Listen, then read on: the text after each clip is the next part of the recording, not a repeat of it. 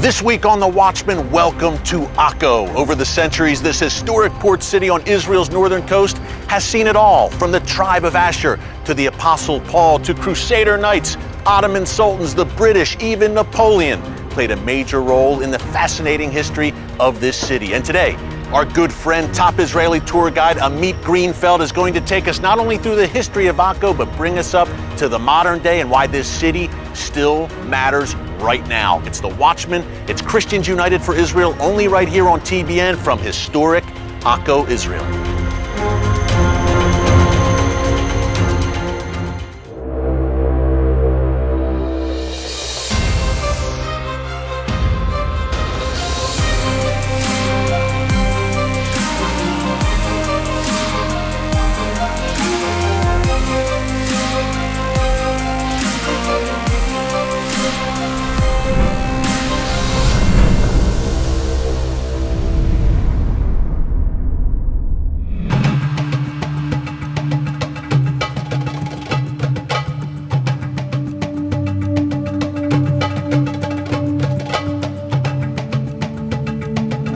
Well, Amit, we are in a place right now which I consider really one of the hidden gems, I guess you could call it, in the land of Israel. Tell us about where we are right now. All right, so funny enough, the only place in the modern city of Akko that is completely empty and the only sound you hear is the crickets is actually where the city started. We're standing over the hill that contained a heavily fortified city that was existing for, give or take, 5,000 years. One of the oldest inhabited cities in world history, One right? of the old port in history, indeed. Wow. It was a Canaanite city, Phoenician city. It was always the key to enter to the Galilee. In times of peace, it is a flourishing commercial center, and in times of war, a very important logistic base for invading armies. Yeah, and again, a major entry point to the land of Israel. That's right. Time and again, armies from the days of Napoleon and older in the Dark Ages, the wars between the Muslims and the Crusaders. Before that, the Roman army versus the Jews. And before that, the Jews versus the Greeks. And it goes on and on and on. The history of Akko reached the very foundations of the days of the Bible. Yeah. And even older than the tribes of the Israelites. There was an attempt in those times to take this city. That's right. But it didn't go so well, right? Didn't go so well. The only time that Akko is mentioned in the Holy Book is actually the attack or the failure of the tribe of Acre in the book of Judges to capture this place from the Canaanite inhabitants. And therefore, this city, from this point onward, was never actually a fully Jewish city until 1948, until Israel was born. Very interesting. That's why Jews that dwelled in the old city of Akko actually buried their dead a few miles inland to make sure that they will be buried inside the perimeter of the Holy Land. Akko was not necessarily by the Jewish people at that time, in Bible times, considered a part of the Holy Land. That's right. And we also know that as part of his agreements with the king of Tyre, the great king Solomon actually gave up his claims on these areas as part of his alliance. So that even made sure that this place will stay outside of Jewish reach, literally until 1948. Amit, to the point where Jews would not be buried here. Wow, that says something. But that wasn't the end of the biblical links in this historic city. Take us up to the New Testament. In the New Testament, it was also mentioned in the book of Acts when Saint Paul walked through the city and visited the believers here on his way to Tyre. It is showing us also how important this place was, even if it is just a good place to stop on the way as you go on the coast. Yeah, and Amit, that's only the beginning of the rich history of this city, Akko. Again, one of the hidden gems, but we will bring it all to light for our viewers today. Where are we going next? We are going now to walk into the old city itself, which is a bit confusing because it is there only for the last, give or take, 2,300 centuries. So it kind of slided down from the hill to where it is today, a peninsula that protects the port from almost all sides. Wow, the famous walls of Akko, a tough place to penetrate for invading armies as well, as you'll tell us today. Yep. Well, Amit, let's go. Let's go.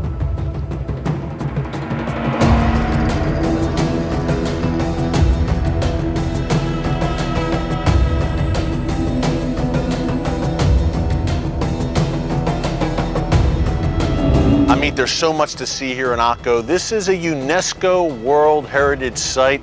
Now, UNESCO doesn't get much right when it comes to Israel, but this they did get right, thank God. Tell us where we are right now. Really one of the most legendary spots in this whole city, right? Yes, absolutely. This is the most fortified part of the city. What you have here is an amazingly well-preserved Crusader castle.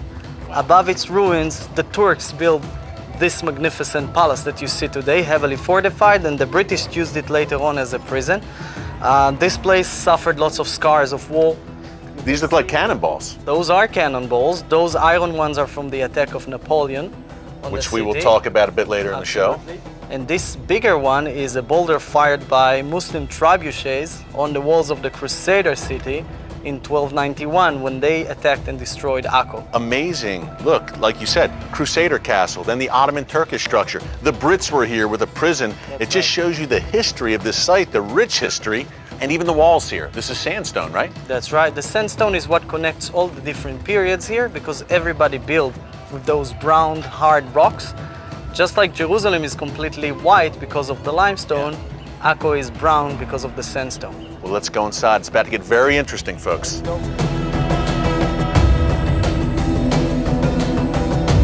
Well, Amit, we are inside the castle.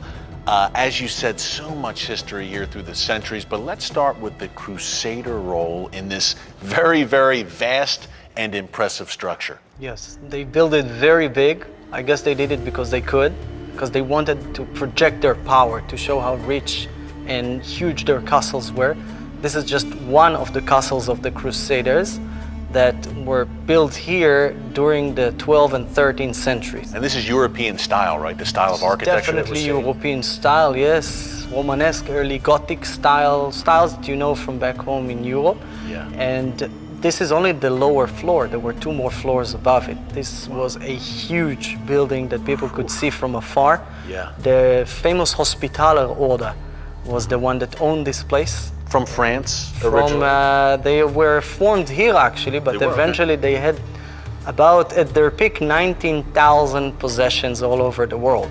Wow. This is just one of them. And they originated in Europe, but it was not easy for the Crusaders, again, we talked about this earlier, I mean, not easy for the Crusaders to seize Akko, right? Now, shortly after the First Crusade, they conquered Akko, they built this structure. How did that all go down?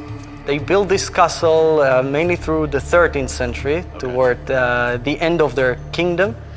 And with all their might, yes, eventually when an army of close to 200,000 Muslims attacked Akko and 14,000 Crusaders defended it, they stood no chance. Yeah. And despite their bravery, and they fought hard, 3 months, one by one, their towers and walls have been destroyed. And eventually this place was destroyed, and the Muslim strategy was to raise those coastal plain cities to the ground so the Crusaders will never use them again. Never return. As a base of operation, exactly, as a bridgehead. And the Mamelukes, the Muslim armies, I mean, systematically did that along the coast. They did it. That was the end of so many cities and a terrible death blow to the economy of the Holy Land, which deteriorated the population as it was never before. Yeah. And you could say when Akko fell, kind of the Western presence in that period, the Crusader period, ended. That pretty much ended shortly after the fall of their last large stronghold. Yeah. All the Crusaders have been gone. Okay, so then the Ottomans, Muslims, took control of this castle. Take us a little bit through that period and bring us up to the modern day with the Brits and what the British were doing here. The Ottoman Empire was once again a naval power. They needed to reconstruct the coastal cities, and therefore they revived 2 old cities in the Holy Land, which is Jaffa, south of us, and Akko, the gate to the Galilee again. They found a pile of ruins here. Those huge holes, imagine that, were filled all the way to the top with sand, broken stones, bones of humans and animals, debris.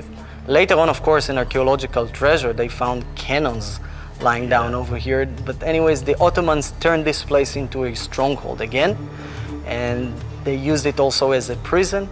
When their turn to live the history of the Holy Land came in World War I, the British Army turned this place into a prison again. It was a terrible place. Yeah, a lot of abuse here, and there was a lot of the Jewish people were imprisoned here as Israel was being reborn, that whole period. Prisoners of the Jewish underground, yes. Yeah, and there was a famous prison break here. Amit, tell us about that. Well, yeah, that was in May 1947 when the famous Irgun of Menachem Begin, Former Israeli Prime Minister, of course. Smuggled explosives into the prison and at the same time blew up a bomb on the other side of the wall. Wow. And almost 200 prisoners escaped. Many of them were Jews, but also lots of Arab prisoners who were imprisoned here as well, which was a major blow to the British prestige and humiliation to the crown. Yeah, and they eventually left. They flew the coop. They went back to Britain shortly thereafter. A year later, Israel was born. Yes, it was. Miraculously reborn. Last question, Amit, as we're here in this amazing structure.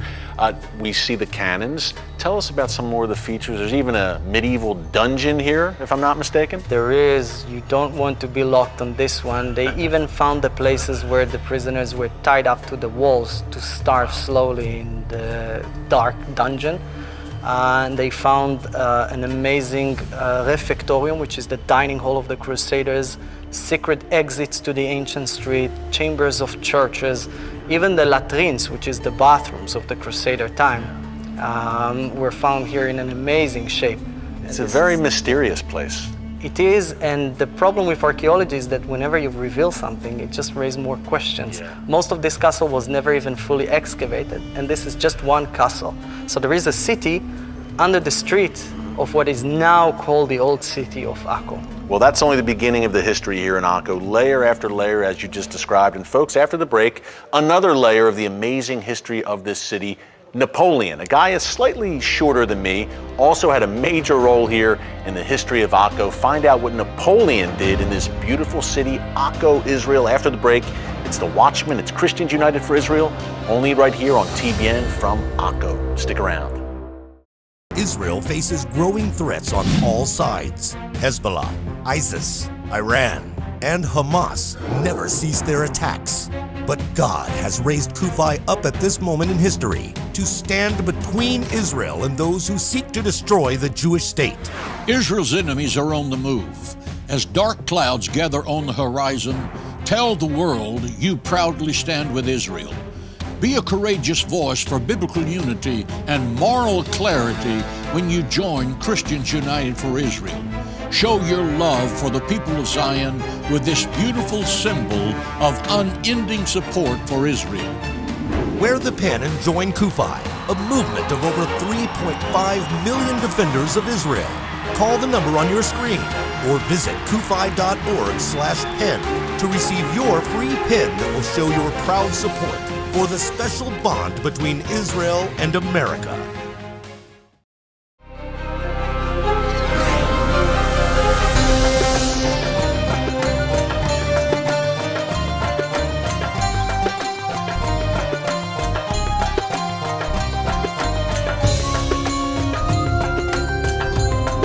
Well, Amit, we've been showing everyone the history of Akko, but this is really cool where we're about to go. The old city, the marketplace of Akko, kind of shows that contrast, the great history of this city, but with the modern, contemporary flavor as well. That's right. Akko was always a melting pot of different cultures, different ethnical groups, different religions too. And nothing really changed in the last couple of centuries. It is still a city where mosques and synagogues and churches exist side by side. And the place where everybody meets is naturally the place where the commercial activity is, which is the beautiful market. This market still preserves lots of the original spirit of Akko. Yeah. And it is not loaded with tourist traps, but with real shops. And the people of Akko till this very day, Jews, Muslims and Christians alike, and tourists of course, comes and enjoy beautiful restaurants, great food. This is more of a relaxed place, and there is much less of tension and conflict here, unlike other places in the Middle East. You don't feel the heavy tension. Also, Amit, too, Christians, Jews, Muslims, kind of living side by side here in many cases. Talk about that a little bit more. There is a lot of rich diversity in this city. Absolutely. And everyone's side by side. Absolutely, and it's been like that actually since the Turkish Ottoman time. Even during the 1948 war, there were no heavy combats here, and much of the original Arab population was allowed to stay. Wow. And it's their sons, daughters, and grandkids that you see around you today. Yeah. And I think since they know that this is the reality in Israel, thanks God, is not going anywhere, Yeah. then it's better just to cooperate and, sell whatever you can. Right. And enjoy. And the markets are indeed blooming most of the week here. Yeah, yeah. And they know the Jewish people are here to stay, not going anywhere back in their ancestral homeland. Pretty amazing. And they're trying to bring more tourism here to Akko, right? It's off the beaten path. Yes. There are no pilgrim sites, especially no Christian pilgrim sites. Right. Therefore, as a tour guide, I feel that this city was kind of left outside, and it's a shame. Because as we saw for the last couple of hours, this is an amazing city, a World Heritage Site. I keep saying this is kind of a hidden gem here in Israel, not far from Haifa, not too far from Tel Aviv up north. And coming up after the break, we're going to wrap up from here. We talked about this being an ancient port, an ancient entryway during the times of the Bible, a great port city. So after the break, folks, we're going to take you to that legendary ancient port of Akko. Don't move. With over 3.5 million members, Christians United for Israel is the largest pro-Israel organization in America. And for Zion's sake, we will not remain silent. We won't stand for the lies and political attacks that threaten Israel's safety and the future of the Jewish people in their God-given homeland. We want you to join us in this sacred movement. The Jewish people are not alone. Christians United for Israel, I want to thank you for standing up for Israel. I want to thank you for standing up and being counted. May God bless you all. Thank you. Israel needs you to take a stand. Join Christians United for Israel. Make your voice heard and be remembered as a defender of Israel, the apple of God's eye.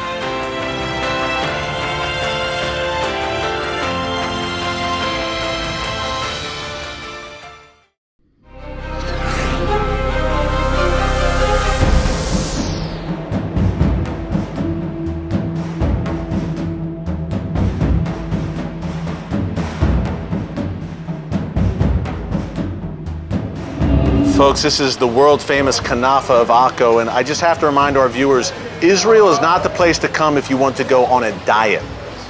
Let's try it. Amazing. Good suggestion, my friend. Amen. Phenomenal.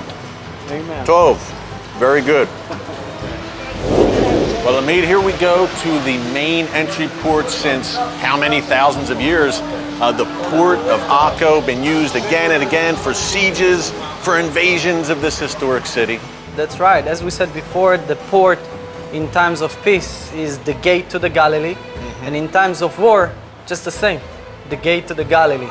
Yeah. And therefore, throughout history, so many invading forces fought on Akko and tried to capture it and turn this port into their base of operations. Yeah, and it was so well fortified. Those walls. It was incredibly fortified. The walls you saw outside, some parts of them are more than 100 feet thick. Take a look at those old houses. You can see that the electricity lines and the pipelines, sewage, air condition, everything was added later on the outside of the buildings, because in modern time you just cannot drill through 4 feet of thick rocks like those sandstones.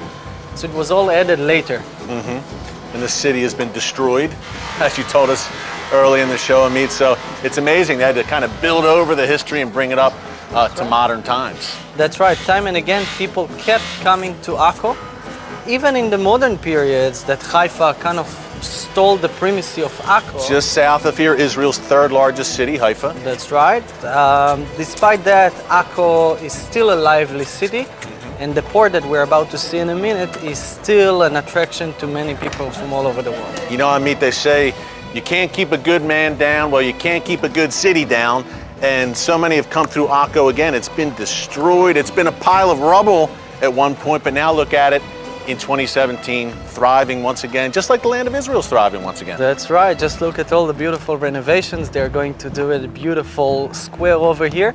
The old bell tower or the clock tower of Akko is one of the tallest buildings, still towering above the rest of the old city. and it's actually a sister tower or a brother tower of the one in Jaffa next to Tel Aviv. A bit taller than that. The symbol of the Turkish Ottoman Empire is still over there.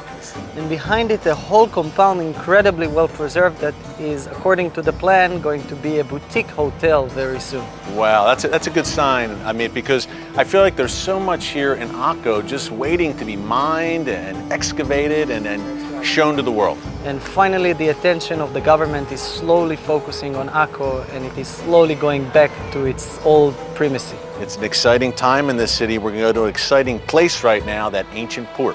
That's right, the ancient port. Let's do it. Well, Amit, you've given us such an incredible tour of Akko today, but I'm excited now because we are finishing where it all began, at the famous historic port of Akko. First of all, tell us what went down here with Napoleon and the French. Famous. Napoleon really wanted to capture this port. Like many other great generals before him, he wanted to use this place to reinforce his war-weary forces. Some 13,000 French grenadiers were outside, and he was very close for defeating the Ottoman Empire here. Yeah. But something went wrong, and the British fleet showed up, as usual, to spoil the French party. And what the British wanted is to support, their very enemies, the Ottomans, just to make sure that the French will not be able to defeat them. So the enemy of my enemy is my friend. That old adage still rang true back then. The British hated the French so much, and Napoleon so much, that they were willing to work with the Ottomans and the Turks. That's right, and imagine that in what now is today a quiet pier with yachts and fishing boats. Beautiful. It is gorgeous, and I guess this city is finally reviving again, but this time as a tourist attraction. But here, in that hot summer of 1799, the British fleet showed up, intercepted Napoleon's own convoy of supply ships, stole the heavy siege cannons that Napoleon brought, and kindly gave it to their Turkish garrison that they used here as kind of a proxy. So they used his own weapons against him. And not only that, the British ships actually entered the port, used their own cannons to fire on the French, and 600 British Marines went off the ships to fight alongside with the Turks. And together that was enough of a force to stop the French. Yeah, I made two things here so fascinating, two things that come immediately to mind. Number one, Napoleon wanted to conquer the Holy Land. He wanted to drive to Jerusalem, but his dreams ended here in Akko, his Middle Eastern dreams, number one. Number two, I think it's so interesting, even back then we saw proxy wars. The British joining the Ottomans and the Arabs, using them against the French. We see proxy wars, of course, here in the Middle East today as well. Hey, where we're standing, 5,000 years old, dates back to the Bronze Age. What's next for Akko? I do hope that we will have peace, long-lasting peace in Akko, under the blue and white flag of Israel, a free city for all the religions to come as tourists and visitors and commercials. I hope this is the direction. It's been very quiet for 70 years now, thanks God. I hope it will continue. Yeah, and as you said, it's become a tourist attraction, increasingly so. And Amit, we have your website there, folks, on screen. If you want to hook up with Amit here for a great tour here in the land of Israel. You also have a book coming out. Tell us about it. My first book, Echoes of War. It's a book about 50 years to the Six-Day War. We just celebrate the anniversary. That's right. We're in 2017, 50-year anniversary of the reunification of Jerusalem. So folks, check it out, Amazon.com. You also see the link there on your screen. Amit's book coming out this year, 2017. Hey, thank you so much, my friend. Thank you. It was a blast, and we will do it again here in the land of Israel. Amen. Thank you, Amit. And coming up, my final thoughts from here in the beautiful port city of Akko, why this city matters today for Israel, for Christians, and for you. Stick around. In 2017, we made Israel stronger and her people safer. 500,000 new defenders of Israel took their place as watchmen on the walls of Jerusalem. Because of you, we transformed hundreds of pastors, students, and millennial leaders into passionate defenders of Israel through Kufi Israel trips. We shared Israel's story with over 1.7 million people daily on social media. Kufi members passed historic anti-BDS legislation in Texas and in Nevada. Tens of thousands of Kufi members helped Ambassador David Friedman win his Senate confirmation battle. CUFI leadership met with Vice President Mike Pence and President Donald Trump in the White House. 5,000 CUFI members spoke up for Zion's sake at the Washington, D.C. summit. Now, get ready for 2018. We're just getting started.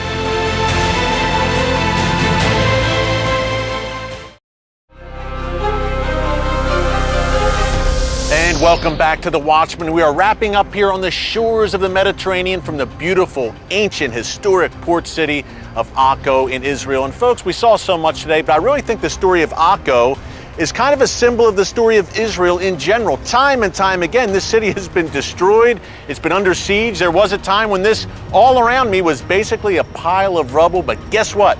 Today it's back and it's thriving once again. I think about the book of Jeremiah where God Almighty promises that a day is coming where he will bring his people, the Jewish people, back from the lands where they were scattered. He will bring them back to the land of Israel where they will be fruitful and multiply once again. Well, guess what? That's exactly what's happening here in Akko and throughout the land of Israel. And we here at Christians United for Israel realize the modern day miracle that is the state of Israel. We encourage you to join our movement. 3.5 million strong, growing every day, the largest pro-Israel organization in all of the United States. You see the URL, the phone number on your screen. Join us so we can keep bringing you the kinds of stories you just won't see anywhere else. Nobody else, folks, is going in depth in a place like Akko, a real hidden gem of Israel, like we did here today on The Watchman. So, thanks for joining us this week from beautiful Akko, Israel. Until next time, God bless you. And remember, never hold your peace.